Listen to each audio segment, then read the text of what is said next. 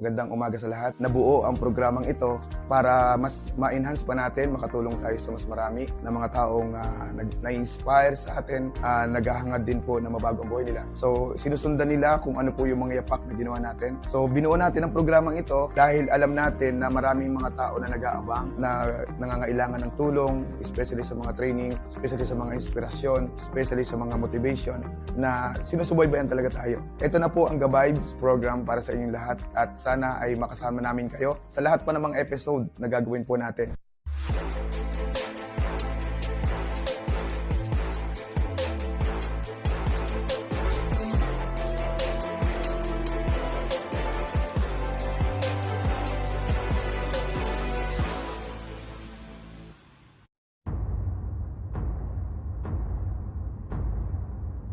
Good morning, magandang umaga, ka-vibes, no? Sa mga nakikinig po sa atin, Luzon, Visayas, Mindanao, welcome po sa programa ng Gabibes. Subaybayan niyo po yung mga programa ng Gabibes para makatulong po sa mga nagsisimula po sa ganitong larangan, lalo-lalo na sa kapamilya po namin sa 1OT Lifestyle International. Meron po tayong isang guest right now at isa sa mga hinangaan ng karamihan, hindi lang po sa pamilya ni 1OT, of course, sa ibang leaders, sa iba-ibang kumpanya. Dalawa lang po ang pwede natin makita sa buhay, sa MLM business, no? Yung isang successful na tao at isang failure na tao. Gusto natin mapakinggan kung paano ginawa ni Coach Gab Castillo ang kanyang success o journey sa buhay sa industriya ng MLM. So once again, Coach, good morning. Good morning. Okay, pwede ba namin malaman kung sino ba talaga si Gabriel Castillo sa panahon niya? Pakilala po muna, ako po si Gabriel Castillo. Ako po ay isang taong may malaking pangarap. So kung ano man po ang katayuan ko ngayon, kung ano man po meron ako ngayon, nagsimula yan sa pangarap. Dahil yung kabataan po namin, talagang sobrang hirap ng buhay. At hindi po kami pumayag na wala kaming gagawin. So ang nagtulak lang sa amin dito para makarating sa ganitong kalagayan, kung ano man po ngayon meron kami, ay dahil sa kahirapan ng buhay. May gusto rin talaga akong alamin sa iyo. No, alam ko successful ka na ngayon sa buhay. Halos nagsimula ka from nothing to something. Sabi nga nila, from rag to riches. No, nakikita naman natin bilang Gab Castillo sa panahon ngayon. Alam ko po na hindi madali, no, bilang networker. So pag sinabing successful, masaya ka ba ngayon sa buhay mo? Kasi kung susukatin natin ang saya ng tao ay about sa pera. Walang katapusan kasi ang pera. So hindi natin masasabi na kung mayaman ka na, may mga tinatangkili ka na, ay masaya ka na. Habang nabubuhay tayo, ang tao wala talagang kakontentuhan yan. Ano po? Hindi ko naman sinasabi na sakim tayo. Pero kung yung tanong po, Coach Richard, na masaya pa ako, siguro sa tingin ko hindi pa ako masaya. Kasi ang nagpapaligaya sa atin ngayon, hindi naman yung kung ano meron tayo ngayon. Kung pera, meron na tayo nun, pero hindi yun ang nagpapaligaya sa atin ngayon. Kapag may nakita kang mga taong namamag-asa na para bang kailangan yung tulong mo, yung serbisyo mo, at naibigay mo sa kanila yon, doon ka nagkakaroon ng fulfillment. Hindi ko masasagot kasi ng eksakto yung tanong mo kung masaya ako ngayon. Kasi mixed emotion po ako eh. Kapag titingnan ko kung ano yung meron ako ngayon, may kulang pa rin. Ano po? So, hindi nga lang sikutan lang talaga ay yung pera at tinatangkilik natin. Pero in terms of makikita ko yung mga tao na may nagbabago ang buhay dahil inspired sila sa iyo, nagkakaroon ka ng kakaibang pakiramdam na hindi po matutumbasan ng kahit anong pera. Ang sarap pakinggan, ano? Kasi nakaka-inspire po tayo sa karamihan. It's not about the money only, ang happiness ng isang tao. Tapos nagkaroon siya ng mas malalim na value o kahulugan ang success. But anyway, bago ka naging successful, Coach, ano yung mga bagay na pinagdaanan mo during the time? Balikan natin 5 years ago. Dumarating din ba sa punto mo na habang ginagawa mo siya ay gusto mo nang sumuko? Oh, yes, salamat sa tanong, Coach Richard. Totoo po yun. Kung babalikan ko yung buhay ko last 5 years, yung iba hindi ko na maalala eh. Kasi naging kwento na lang din ang buhay ko. Pero marami doon yung mga masasakit na pangyayari na hindi nakita ng maraming tao. Kasi sa ngayon, ang nakikita ng mga tao, yung fruit, yung bunga ng ginawa noon. Pero yung pinaka-bottom, yung pinaka-dahilan kung bakit nangyari to, kasi hindi kami bumitaw kahit marami nangyari. So yung mga pangyayari dati, ang dami kong mga failures na nagawa, ang dami kong failures na naranasan. Nagnegosyo kami na nalugi. Nakapagtrabaho ako sa iba't ibang uri ng trabaho. Pero naranasan ko po na magutom, naranasan ko po na mabaon sa utang, naranasan ko magkasakit, naranasan ko mapahiya, naranasan ko na naitakwil. So napakahirap ng buhay noon. Minsan sabi ko nga, huwag ko nang alalahanin. Pero minsan hindi mo rin siya pwedeng iwasan dahil sa yung mga kwento natin na pangit noon, yun yung pinaka nakaka-inspire na kwento para sa iba ngayon, lalo na yung mga nagsisimula. Kaya hindi ko po masasabi na magaan. Lahat po ay pinaghihirapan at dadaan tayo dun sa proseso na mahirap talaga. So dumating din sa punto, Coach Richard, na halos sumuko na rin po ako. Dumating sa punto ko na ayaw ko na. Dahil nga sa hindi ko na kaya yung hirap. Kasi alam mo yun, yung tipong ibinigay mo na yung best mo, ikaw naman ay nagpakabuti, inaral mo siyang mabuti. Pero sa kabila ng lahat, wala pa rin nangyari. Kaya minsan sabi ko sa sarili ko, tama pa ba to? O isusuko ko na ba to? Pero yung to the point na parang gusto ko nang sumuko, lagi kong sinasabi sa sarili ko, isa pa. Yun lang po yung pinanghawakan ko hanggang sa ito na po yung nangyari ko. Sino naging inspirasyon mo? Bakit nag-trigger yung success mo sa buhay? Alam naman natin na kaakibat ng success, no? Mayroon talagang rejection, failures. So, ilang failures ang naranasan mo bago ka naging successful sa ano? Kung ang pag-uusapan ay mga pinasok kong company, bago ko nakita si Opti, ano po, nakatatlong company po ako na binigay ko yung best ko rin.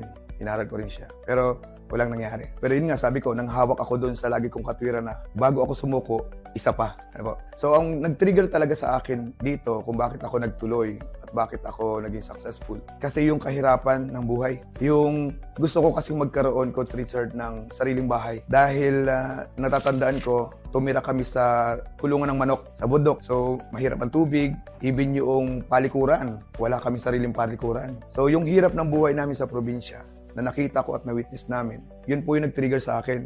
Sa kagustuhan ko magkaroon ng sariling bahay dito sa Metro Manila. Kaya ako'y nagpilit at sumubok ulit. So, nakaka-inspire naman yun, Coach, ano? Alam ko po na napakaraming mga distributor right now na hindi lang ikaw yung naging successful. No? Ang daming mga distributor right now sa 1OK na naging millionaires din. No? Kung papansinin natin, no? Andun na tayo sa punto na ibang-iba ka na ngayon. Ano yung mga bagay na talagang maalala mo na habang ginagawa mo na siya? Nakita ko kasi sa picture mo eh. Alam ko galing ka sa pagiging empleyado, tapos trying hard ka na maging successful. Kung papansinin natin in terms of attitude mo right now, sino ba talaga si Gab Castillo ngayon? May nagbago ba sa kanyang behavior o karakter nung walang-wala siya at nagkaroon siya? Ano yung nagbago sa buhay mo? Coach Richard, maraming nagbago sa akin sa pamumuhay ko. Yung tinatanong niyo po na about sa karakter o attitude ko, kung may nabago sa akin. Feeling ko kasi parang wala naman nagbabago sa akin eh. Kasi kung ano ko noon, ganun pa rin ako hanggang ngayon. Ayaw ko rin kasing kumawala doon sa kung saan ako galing. Kaya yung nakita niyo po sa picture na nag-one-on-one ako, kumakausap ako ng mga tao, lumalabas ako dyan. Gusto ko lang ipakita sa lahat na huwag kayo mai-inspire dahil lang sa kung ano meron kami ngayon. Mas magandang ma-inspire kayo kung ano yung ginawa namin noon. Kaya para sa mga nag-uumpisa, hindi nyo po may iwasan talaga na dumaan sa ganong sitwasyon. Totoo po yun. Maraming tao hindi alam na nagtotok ka, nakangiti, di ba? Smile, masaya. Pero hindi nila alam na gutom ka. Hindi nila alam na wala kang pera. Dinodrawing mo habang nagsasalita ka, sinasabi mo, payaman. Pero ang totoo, walang laman ang bulsa mo. Yung mga time na yon na nasa proseso ka pa lang, pilit mong itinatago yon. Kailangan makita nyo po yon, yung mga nangyaring yon. Kasi para hindi kayo maawa sa sarili nyo na lalo sa mga bago, na baka isipin nila na mahirap pala. Totoo yun, kasi even kami mahirapan. Baka kasi ma-hide yun baka hindi nyo makita. Kahit ngayon naman pwede ko pa rin siyang gawin. Kumakausap pa rin ako ng tao. Nagwa-one-on-one pa rin ako. Hindi pa rin ako tumitigil sa kapag-kausap sa tao. Ibig sabihin, walang nagbago. Kahit ano ang sitwasyon natin ngayon, kahit ito nakalagay natin ngayon, wala pa rin pong nagbago. Pagdating sa trabaho pa rin po tayo. In this moment in time, kung papansinin natin, no? So, how many years na po si 1OK? Running for 7 years na po siya. Sa 7 years na yan, so ilang tao na po yung tinulungan nyo na nagbago din ang kanilang buhay? Ang mabibilang ko lang sa kamay ko, sa daliri ko, ay yung mga taong direct direkta na-invite ko dito. So, hindi naman lahat ng mga na-direct ko o yung sumama sa akin ay sumama hanggang sa dulo. Pero yung nanatili, nandyan sila. At yung iba po dyan, makakasama natin sa program na to para kausapin din natin sa next episode natin. Napapansin ko kasi, alam ko po sa industriya ng MLM, ay hindi mabilis ang pag-building ng organization. May mga tinatawag tayong mga emotional, drama, so maarte, saka na lang kasi yung mga tipong ganon. Hindi po maiiwasan na magkaroon ng differences along the way na nagbi-build tayo. Kasi ganoon talaga po, may mga pagkakataon na parehas kayong pagod. Ang tao pag pagod, maiksi ang ang pasensya niyan. Nagtatagpo. May mga pagkakataon na parehas kayong tama ang pinupus na idea. Hindi po maiiwasan sa pagbubuo at pagbibuild ng grupo na magkaroon kayo ng mga best understanding ng mga leaders. Kasi yun po yung magpapatatag ng relasyon ninyo. Hindi po nagiging matatag ang relasyon kung walang away, kung walang mga differences. Positive criticism, hindi po mawawala yon. Pero ang maganda nun, at the end, dapat nagkakasundo pa rin kayo. Kasi ang pinaka-importante dito, yung nabubuong idea, nabubuong relasyon, along the way na nagbibuild tayo ng grupo. So anyway, so since napakaganda ng programa na ginagawa mo, so anyway, ano na yung team na binuo mo na until now ay namamayagpag pa rin? Naririnig pa rin ng karamihan. Team Spartans po. So, gaano na ba kalaki si Team Spartans? Si Team Spartans po ay naglalaro na po sa 600,000 accounts. In just a matter of 7 years. 7 years. Imagine that, no? Ano ba yung plano mo sa pangkalahatan? So bilang pinuno ng isang organization o pinunong Spartan sa ngayon by the year 2024. So napakarami nating plano, kasi ang plano naman ay nag-a-adjust yan. May plano tayo last year pero ginamitan natin ng 4 pillars to success. Kasi kailangan natin mag-adjust. May mga implementation tayo, execution tayo na hindi nangyayari. So may kulang, kailangan natin pag-aralan. Isusundan lang din natin yung mga roadmap na nabuo natin noon pa at doon naman tayo naka-align. So ngayon po, meron lang ngayong adjustment, kailangan lang din nating i-catch yung trends. Po? So ito po, itong ginagawa natin na program na to, podcast to na online. Marami din po kasi nagre-request na mga leaders natin na sa malalayong lugar na hindi po natin naaabot. Kaya napaka-importante po na ito ay gawin natin kasi malawak ang range nito. So sa pamamagitan nito, maaabot natin ng programang ito, maaabot natin yung ibang mga leaders na malalayo at hindi natin nakakasama offline. Ang plano natin, mas lalo pa tayo mag-prosper, mas lalo pang lumaki ang team, ang mga Optimians, lalong maging knowledgeable sila at sumabog pa tayo sa taong 2024. Ang goal natin ay mag times 4 yung production natin, mahigitan natin times 4 pa yung ating nagawa last 2023. So thank you so much sa mga message mo, no, sa mga distributor Luzon, Visayas at Mindanao. No, ano ba advice mo sa mga beginners? Kasi alam natin na hindi lahat na sumasali sa ganitong industriya, lalo na sa One of the Lifestyle International, ay talagang batikan, no, na mayroon silang mga experiences na pinagdaanan na iba-ibang company. Kailangan consistent ka sa ginagawa mo. Huwag yung pabago-bago. Kasi pag pabago-bago ka, ma-disalign ka dun sa vision mo. Dapat may malaki kang vision. At yung vision na yon, nakapokus ka doon. Kailangan po, hindi man ganun kabilis ang resulta. At least, palaging may ginagawa, laging umuusad, progressive lagi yung nangyayari. Para sa mga baguhan, sa mga new blood, kahit mga dati ng mga network marketer na pumapasok kay Opti, pero baguhan kay Opti ngayon. Unang lagi namin po sinasabi, i-adapt niyo po yung culture na meron kay Opti. Kasi yan yung sinimulan. Yan yung mga ninunong mga kasanayan at kaugalian.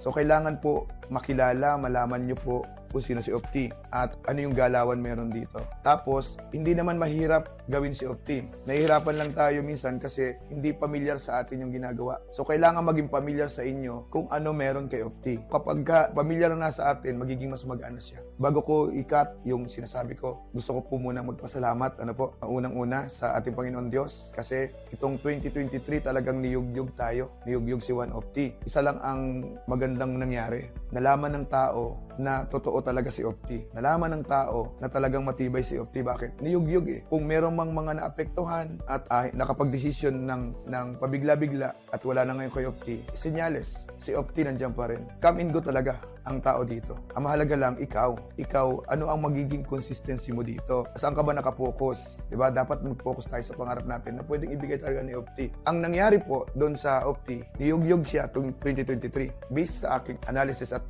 narinig ko rin po sa ibang mga leaders. Lalo daw po magiging matibay si Opti next 2024. Alam niyo kung bakit? Kasi nga po, maraming nagsasabi na babagsak si Opti, hindi nila napatunayan. Kaya yung mga nag-aalinlangan na alis kay Opti, next year, hindi na alis. Bakit? Napatunayan din nila na talagang totoo pala na matibay si Opti. Kaya yung iba po na mga papasok kay Opti, gusto namin, i-adapt niyo po yung culture na meron dito. Kasi si Opti, i-design yan para tayo ay maging successful. Yung pangarap natin, makuha natin dito. Salamat po sa ating mahal na chairman kasi sobrang hanga po kami sa leadership mo. Napakatatag ng leadership niyo po. At salamat po sa pag-provide mo ng ganitong magandang opportunity na nakikinabang hindi lang po kami, nakikinabang ang mga kababayan natin Pilipino, pati nasa ibang bansa. Worldwide na po ang range ng ginagawa natin kay Opti. Salamat din po sa mga leaders, sa inyo po, sa lahat po ng mga kasama natin na patuloy na nagtitiwala. Guys, ano man ang mangyari, mamahalin natin kung ano yung opportunity na meron tayo ngayon at ingatan natin. Tama. Anyway, Coach, sa totoo lang, Coach, no, habang nagsasalita ka, nakaka-touch kasi, no? Kasi yung tao ito is from nothing to something. No, abundance eh. Kumbaga, ang blessing hindi mapipigilan eh. Anyway, kung papansinin natin, in terms of finances mo, paano mo siya minamanage? Bakit? Kakaiba. During that time, sa panahon kasi namin, 20 years ago, ang mga networker kasi that time, parang walang guide eh, para sa amin. Kumikita, even ako that time, kumikita ng malaki, karoon ng millions, pero walang advice before sa amin na ito yung gawin mo sa finances mo, ito yung dapat ipoprogram mo. But right now, kung papansinin natin, yung ginagawa mo bilang Gab Castillo sa industriya ng multi-level marketing, kakaiba eh. Within 7 years, imaginein mo. So, paano mo hinawakan yung mga bagay na yan? Sino ba talagang naghahawak ng pera mo? Ikaw ba o si Mrs.? Yan po yung malungkot na tanong. Di joke lang. Actually, naging wise na lang tayo. Yes. Kasi nung pumasok tayo sa industriya, ang dami nating nabalitaan, kumita ng malaki, naging successful, pero nakakalungkot lang, yung kanilang kinita naging dashboard. Ang pinapakita lang mga dashboard, pero pag tiningnan mo po yung kanyang investment, yung kanyang pera or savings, walang nangyari. So napakaswerte natin kay Opti. Bakit? Hindi lang po tayo nagkaroon ng chairman na nagpo-provide ng products, system, company, o lahat ng needs natin. Ang maganda lang po dito, even chairman, siya po ay nag-advise sa atin. Parang financial advisor na rin po namin siya. Kasi ang lagi niyang pinapayo sa amin, huwag na ninyong tutularan yung mga nangyari sa iba. Kaya binabago natin ang history. Sa totoo lang, itong One Opti, wala po ditong hyping. Hindi natin hinahype ang tao. So, binago natin, sabi nga ni Chairman, si Opti ang babago ng mundo ng network marketing. Ngayon ko siya naiintindihan. Bakit? Kasi yung iba, hindi naman lahat, pero yung karamihan po, magkakatulad ng nangyari. Naging broke siya at the end. So, ngayon po, kailangan nating baguhin yon. So, salamat kay Chairman kasi every time na mag-uusap kami, ang tinatanong niya, saan mo gagamitin? Saan mo dinadala? Ang maganda lang, hindi po ako humahawak ng pera. Ang humahawak ng pera, and every man success, there's a woman behind. English po yun. Parang isang linggo ko na pong kinakabisa yun. Totoo po yun. Isa po sa naging sekreto ko talaga. Maliban kay Chairman, yung misis ko. Siya po talaga ang nag-handle at nag-manage. Tandem po kami. Ako ang marunong sa trabaho. Pero siya naman po ang marunong pagdating sa pagsinop. Kaya nakakatawa pong isipin. Minsan nagugulat ako, sinusurprise ako niyan. Na sinasabi niya kasi sa akin, lagi niyang termino. Wala na akong pera. Wala na tayong pera. Laging ganon. Nagtataka ako, paano tayo mawalan ng pera?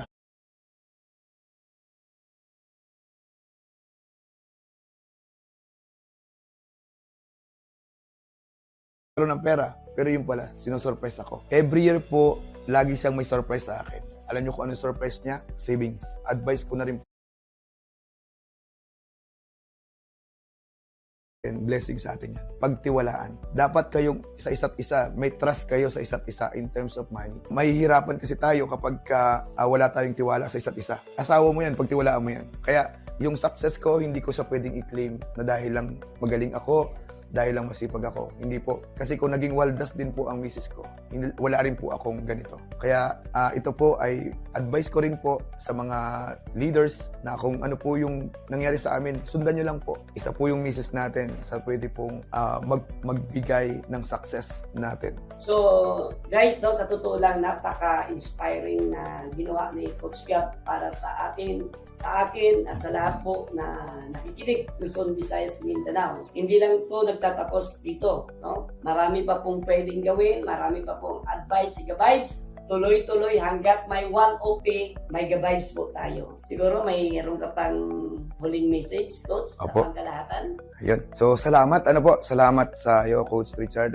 At salamat sa lahat ng bumubuo ng program na to. Alam kong malaking tulong po ito sa marami. Binuo natin ito dahil ang objective natin, maabot natin yung mga tao na malalayo, hindi natin nakakasama. So, parang gusto lang natin siyang nakaupo lang din dito na nagtatalakay tayo ng mga topics, pero parang sila na yung nakaupo at kausap natin. So parang inilalagay natin yung sarili natin sa kanila doon sa area kung saan sila nandun. Kaya yun ang objective po ng program na to. At makatulong din ang programa na to para mas makilala pa ng mga tao si One of T, yung mga successful na tao sa One of T, at ano pa yung mga good news na lalabas natin sa pamamagitan ng program na to. So napakaganda po ng mga hangarin natin, bakit natin binuo ito. Kaya abangan po ninyo yung mga susunod po nating mga episode, topic, pag-uusapan, more on reality, more on nangyari at mangyayari pa. Salamat at nandyan po kayo at wag po kayo magsasawag sumubaybay.